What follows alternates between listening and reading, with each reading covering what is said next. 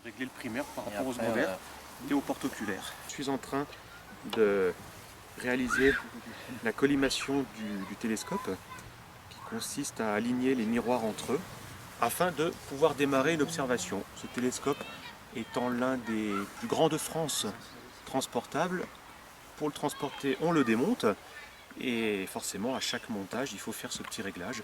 Ça prend quelques minutes quand tout va bien, un petit peu plus longtemps quand on n'est pas en forme.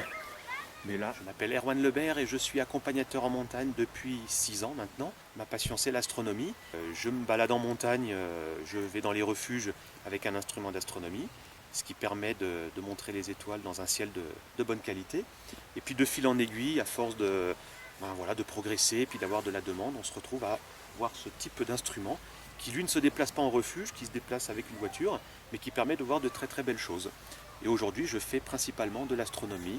Voilà, alors le télescope dans lequel je suis en train d'observer, c'est ce qu'on appelle un Schmidt-Cassegrain. C'est un télescope dont le miroir mesure 20 cm, 200 mm, et une formule optique un petit peu particulière qui permet d'avoir un télescope de bonne taille, de grand diamètre, mais un tube relativement court, et qui a la particularité et l'avantage d'être motorisé. Soyez les bienvenus déjà, pour commencer, autour de ces deux télescopes, un petit, un très gros, et puis sachez que vous êtes en train de lancer une mode en France, hein, la mode des star parties. Ça vient des États-Unis. On a déjà vu là-bas des centaines de camping-cars se réunir dans le désert, pas uniquement pour attendre des extraterrestres, mais tout simplement pour observer les étoiles. Et là, on se pose la question, mais comment montrer les étoiles alors qu'il y a des nuages? Ou alors, encore mieux, comment montrer les étoiles en plein jour? Eh bien, il existe une solution, et cette solution, c'est le planétarium itinérant, qui se compose d'un dôme gonflable et puis d'un projecteur. Ce projecteur, il y a quelques années, était un projecteur optique, donc avec des possibilités relativement réduites en termes d'animation. Et depuis quelques semaines, mon projecteur est un numérique, un petit peu le même que ceux que l'on trouve dans les planétariums fixes. Il permet de projeter les étoiles, toujours sur le dôme du planétarium, mais ces étoiles sont réalisées grâce à un logiciel, un simulateur d'étoiles temps réel. Et puis le numérique permet aussi de projeter des films dans un format un petit peu particulier, qu'on appelle des films en pleine voûte. Ceux qui sont tout près du dôme, là-bas, de l'autre côté par rapport à moi, vous le prenez par en dessous, vous levez, et chacun accompagne en le faisant passer au-dessus de sa tête et derrière. Allez, voilà.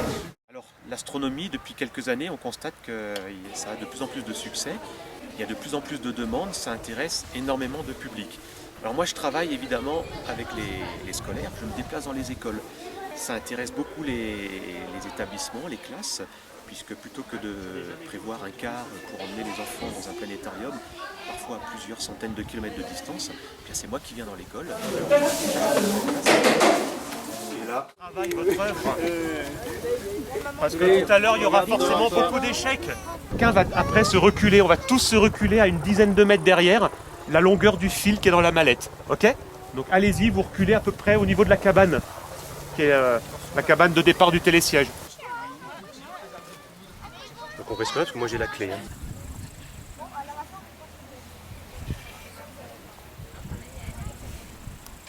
Qu'est-ce que tu vas faire avec ça? Et bien on branche. C'est ce qui va permettre de donner l'ordre à la fusée.